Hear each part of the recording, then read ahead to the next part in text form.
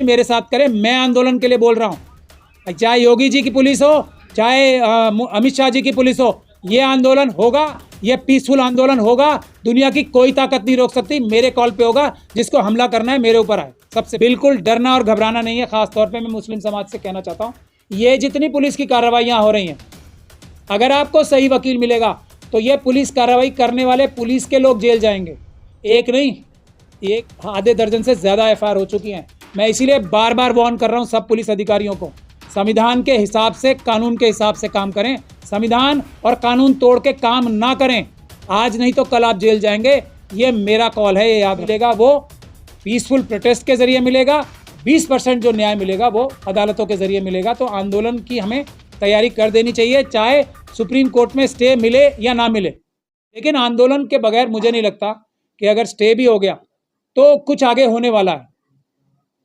ये कानून सरकार ला के रहेगी और हम इसको वापस भेज के रहेंगे, कुछ भी हो जाए। चाहे ये एक बात तो ये सभी हमारे समाज के लोगों को, चाहे तो मुस्लिम समाज हो, चाहे तो बुद्ध समाज हो, चाहे तो सिख क्रिश्चियन समाज हो, और चाहे तो SC ST समाज हो, OBC समाज हो, सोच लें। बिल्कुल डरना और घबराना नहीं है। खास तौर पे मैं मुस्लिम समाज से कहना चाहता हूँ, ये जितनी पुलिस की कार्रवाइयाँ हो रही हैं, अगर आपको सही वकील मिलेगा तो ये पुलिस कार्रवाई करने वाले पुलिस के लोग जेल जाएंगे। जो ये नोटिस दे रहे हैं ना आपको काली पट्टी बांधने पे, ये सब अपराध कर रहे हैं। आज नहीं तो कल आपको अच्छे वकील मिलेंगे। ये आप पूरी तरीके से आज नहीं तो कल, ये RSS के जो जाल बुना हुआ है ना हमारे अपने ही लोगों द्वारा, RSS के मेंबर्स द्वारा, वो टूटेगा। तब इंसाफ होगा, बाबा साहब का संविधान और कानून जीतेगा। तब आप तो हौसला रखें, पहली बात ये। और पुलिस अधिकारियों को भी, प्रशासनिक अधिकारियों को मैं बोल रहा हूं बार बार, कपिल मिश्रा साहब का एग्जाम्पल देख लें आप। 5 साल लगे, FIR हुई पुलिस के अधिकारियों के खिलाफ भी। दिल्ली दंगों के लिए एक नहीं, एक आधे दर्जन से ज्यादा FIR हो चुकी हैं। मैं इसीलिए बार बार वार्न कर रहा हूं सब पुलिस अधिकारियों को, संविधान के हिसाब से, कानून के हिसाब से काम करें। संविधान और कानून तोड़ के काम ना करें। आज नहीं तो कल आप जेल जाएंगे। ये मेरा कॉल है, ये याद रखना। तो अब मैं, जिसलिए मैंने आपको तकलीफ दी है, बहुत छोटा सा विषय है। जैसे हम लोग पेपर बैलेट वापस लाने का आंदोलन लड़ रहे हैं ना, उसमें भी यही हुआ था। 50 से ज्यादा सुप्रीम कोर्ट में केसेस आ रहे थे। फिर जब हम लोग अंदर आए तो अब केस जीतने धीरे धीरे शुरू हो रहे हैं। अब मैं ये कह रहा हूं कि 2 तरह से होता है। एक तो इस वक्फ एक्ट को, जो जैसे जो मशीनों द्वारा चुनाव होता है, उसके कानून को ही हम पूरी तरीके से खत्म करा दें। जैसे कि किसान आंदोलन हुआ और कानून खत्म हो गया। जैसे कि वकीलों का भी बिल आया और वो खत्म हो गया। जैसे कि 2 अप्रैल को 2018 को जो शेड्यूल कास्ट कम्युनिटी और सब बहुजन समाज के लोगों ने आंदोलन किया, कुर्बानियां हुई, लेकिन वो एक्ट में बदलाव आया उसको बचाने के लिए, उसकी मूलभूत भावना को। उसी प्रकार से ये भी एक्ट जाएगा। अगर तो ये खत्म हो जाता है, उसके 2 तरीके हैं। पहला, सुप्रीम कोर्ट इसको रद्द कर दे। इसकी एक भी प्रावधान ऐसा नहीं है जो संविधान के खिलाफ जाके ना हो, न्याय और बराबरी के खिलाफ जाके ना हो। एक भी प्रावधान इसमें है ही नहीं। ऐसा तो पूरा का पूरा 2024 का ये जो कानून है, ये जाना चाहिए। तो उसकी 2 तरीके, एक तो सुप्रीम कोर्ट करेगा, एक आंदोलन के जरिए, जो मैं आपको बता रहा हूं, जैसे किसान आंदोलन हुआ, बिल वापस हुए। दोनों तरीके हैं, दोनों तरीके हमें साथ साथ अपनाने पड़ेंगे। मैं बार बार ये बोल चुका हूं, पहले भी बोलता हूं, आज फिर बोल रहा हूं, 80% जो न्याय मिलेगा वो पीसफुल प्रोटेस्ट के जरिए मिलेगा। 20% जो न्याय मिलेगा वो अदालतों के जरिए मिलेगा। तो आंदोलन की हमें तैयारी कर देनी चाहिए, चाहे सुप्रीम कोर्ट में स्टे मिले या ना मिले। आंदोलन की तैयारी करनी चाहिए, पहली चीज। दूसरी चीज ये महत्वपूर्ण है कि अगर सुप्रीम कोर्ट इसे स्टे नहीं लगाता तो ये कानून तो बन गया। जैसे हमने EVM का जहर खत्म करने के लिए, जो मशीनों का जहर है, जो चुनाव में चोरी करने की मशीनों का जहर है, एक प्लान B बनाया है। ये वक्फ एक्ट का जहर, जो जहरीला कानून जो आया है, उसका जहर कम करने के लिए, उसकी बुराइयां कम करने के लिए, उसकी खराबियां कम करने के लिए भी मैं आप लोगों को एक गुजारिश कर रहा हूं, हर एक डिस्ट्रिक्ट में, हर एक ब्लॉक में, हर एक मस्जिद में, या हर एक जगह जहां भी अम्बेडकरवादी हैं, ये काम करना शुरू करिए। हम सरकारों को, जो ये भ्रष्ट अधिकारी हैं सरकारों के, इस नए कानून के तहत भी उतनी खराबी नहीं करने देंगे। उसका मैं प्लान बताने आया हूं। उसके लिए हमें एक काम करना है। सबसे पहले सन 1920 से लेकर सन 1960 तक, बहुत इंपॉर्टेंट डेट्स हैं ये, सन 1920 से लेके सन 1960 तक हर एक डिस्ट्रिक्ट जज जो होता है ना, हर एक डिस्ट्रिक्ट का पूरे देश में, उनके पास जो भी बाशऊर लोग हैं, जो भी एक्टिव लोग हैं, उनको जाना है और वक्फ की प्रॉपर्टीज जो रजिस्टर हुई हैं और वक्फ के जितने भी केसेस चले हैं डिस्ट्रिक्ट अदालतों में, डिस्ट्रिक्ट जज के सामने, 1900, एक बार फिर रिपीट कर रहा हूं, 1920 से लेकर 1960 वक्फ के सारी प्रॉपर्टीज उस दौरान रजिस्टर होती थी। कहां? डिस्ट्रिक्ट जज के सामने। जो भी डिस्ट्रिक्ट के जज होंगे तो वहां जाके आपको आरटीआई के माध्यम से या एप्लीकेशंस लगा के, लोकल कोई वकील करके, आपको ये सारी वक्फ की रजिस्टर्ड प्रॉपर्टीज की लिस्ट लेनी है, एक चीज, और उसके डॉक्यूमेंट समेत। इसमें थोड़ा बहुत खर्चा आएगा तो आप लोग चंदा करके कर लेना।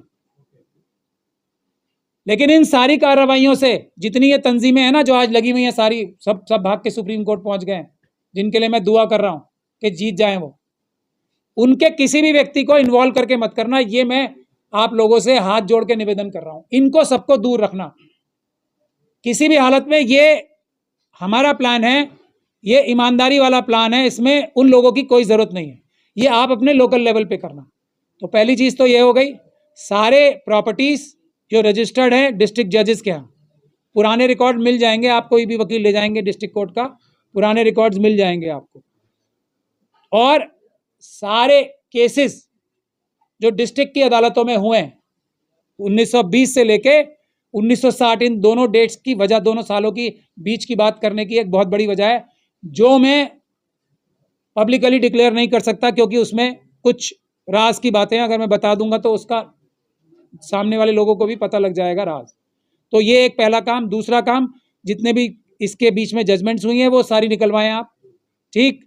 तीसरी चीज, पुराने से पुराने डॉक्यूमेंट्स, अगर किसी भी वक्फ प्रॉपर्टी के खिलाफ कोई भी मुकदमा दर्ज हुआ है, ये पूरे देश के लोगों के लिए बोल रहा हूं मैं ये, या कोई पुलिस की कार्रवाई हुई है, किसी भी प्रॉपर्टी, कोई एफआईआर हुई है, कोई मुचलका हुआ है 751 का या जिस भी प्रकार का, वो सारे कागज भी आप अपने अपनी डिस्ट्रिक्ट में सुरक्षित रखें और मेरे ऑफिस में भेजने का काम करें। ये इस बिल का, इस कानून का, जो ये गंदा और घिनौना कानून आया है, जिसकी एक ही वजह है कि अडानी, अंबानी, यूसुफ लुलू जैसे लोगों को वक्फ की सारी प्रॉपर्टी लूट के दे दी जाए, और कोई वजह नहीं है इसकी। तो उसको रोकने में मुझे बहुत मदद मिलेगी। दूसरी बात, जो रेवेन्यू रिकॉर्ड्स हैं पुराने से पुराने, इसमें क्योंकि इतनी खराबी हो चुकी है, हमारे खुद के लोगों ने, वक्फ बोर्ड के लोगों ने खराबी की है, मुझे ये कहने में कोई गुरेज और परेशानी नहीं है। दूसरा काम, जो पुराने से पुराने आपके डिस्ट्रिक्ट के रेवेन्यू रिकॉर्ड की कॉपी है, सारी की सारी रेवेन्यू रिकॉर्ड्स की कॉपी सारे डिस्ट्रिक्ट की सारी, ये नहीं देखे कौन सी वक्फ प्रॉपर्टी है या नहीं है, इसमें भी थोड़े पैसे खर्च होंगे, उसकी सर्टिफाइड कॉपीज निकालें आप। दूसरी इंपॉर्टेंट काम, पुराने से पुराना और आज तक रेवेन्यू रिकॉर्ड्स की कॉपियां निकालनी है आपको। तीसरा काम, जितने भी गजट हुए हैं, गवर्नमेंट गजट्स हर एक स्टेट में वक्फ के, उसकी सारी कॉपियां निकाल के रखनी है। ये तीसरी चीज हो गई।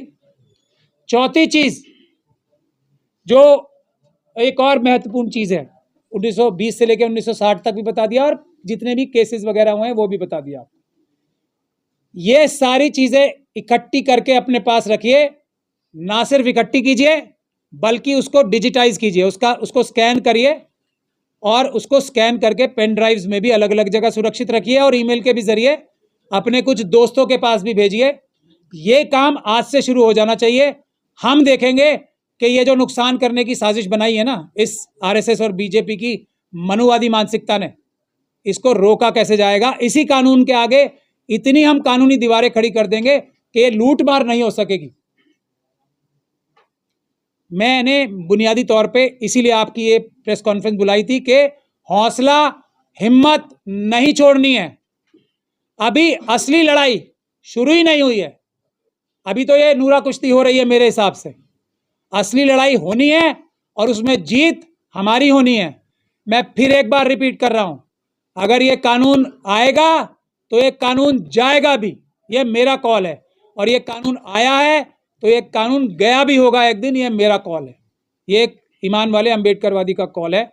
अब दूसरी बात यह है कि हम बहुत जल्दी पटना जाएंगे और बुद्ध विहार और जो बोध गया का बोधि महाविहार जो है उसका आंदोलन और वक्फ का जो दोनों एक्ट है ना, एक क्या है, एक बीटी एक्ट है, बीजीटी एक्ट है एक्चुअली, तो वो भी गैर कानूनी गैर संवैधानिक है 1949 का, वो भी वापस लो। और ये 2025 का वक्फ एक्ट भी वापस लो। ये आंदोलन बिहार की धरती से शुरू होगा, बहुत जल्दी होगा। मैं अगले आने वाले हफ्ते में ही बिहार पटना जाऊंगा, वहां पे हम ये आंदोलन शुरू करेंगे, लेकिन दोनों समाज मिलकर शुरू करेंगे।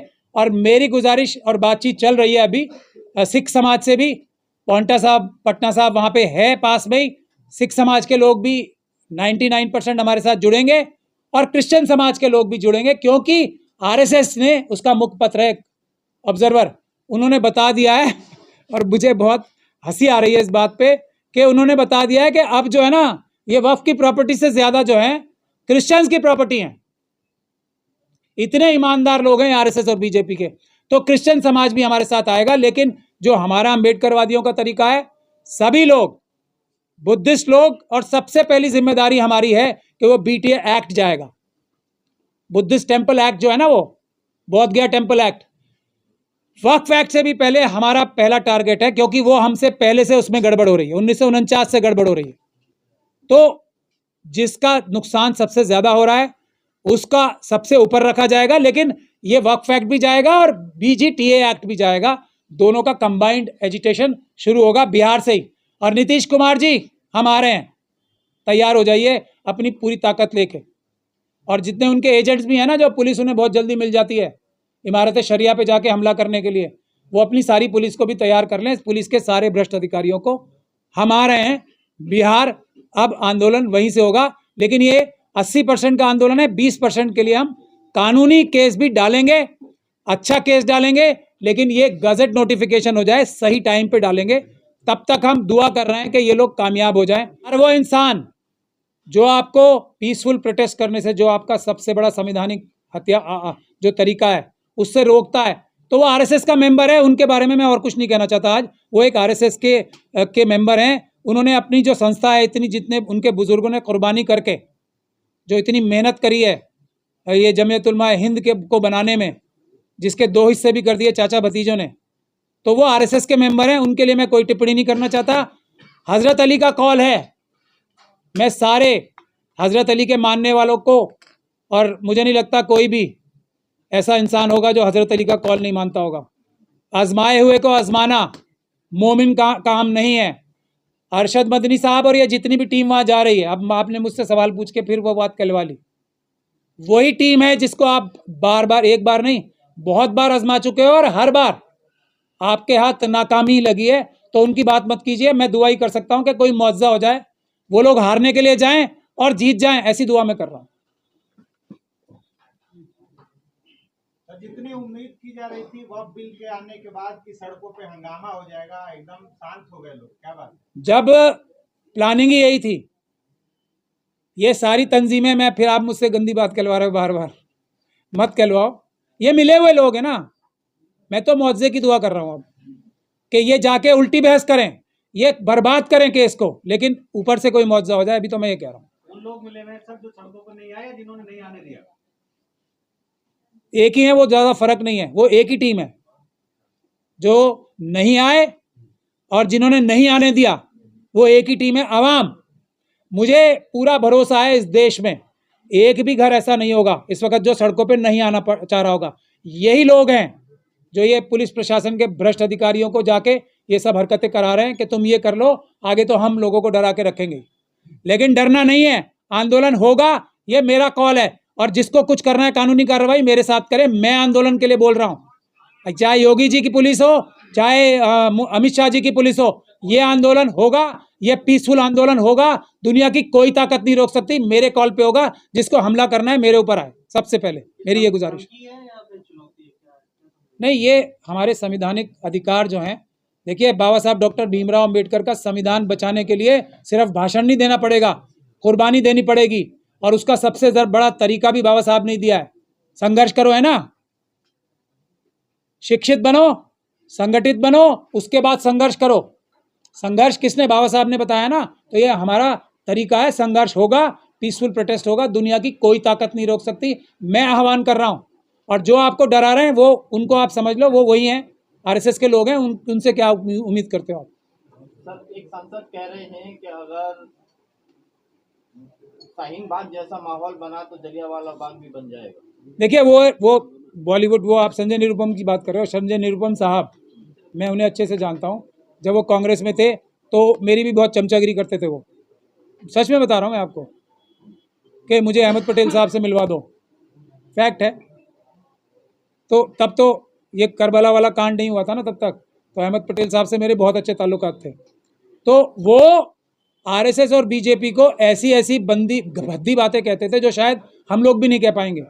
इतनी गंदी गंदी गालियां देते थे आरएसएस और बीजेपी को कि मैं बोलता था, निरुपम भाई ऐसे क्यों बोलते हो आप? हम एक संवैधानिक लड़ाई लड़ रहे हैं उनसे, हमारी तो एक वैचारिक लड़ाई है, संवैधानिक लड़ाई है, लेकिन वो इतनी गंदी गंदी गालियां देते थे उन्हें। तो वो तो एक एक्टर हैं।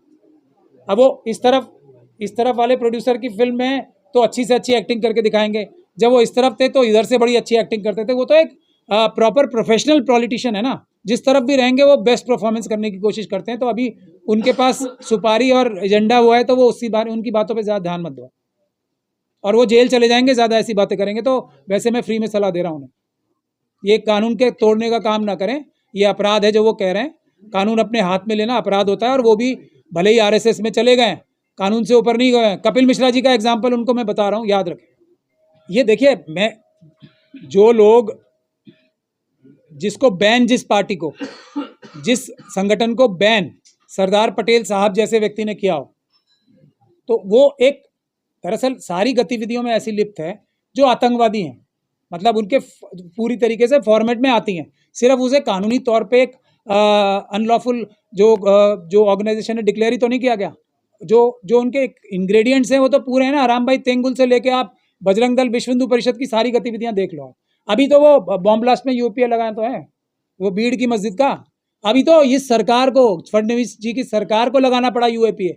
तो इनके, वो भी तो बजरंग दल वाले ही हैं, वो कौन नहीं है? वो कौन है?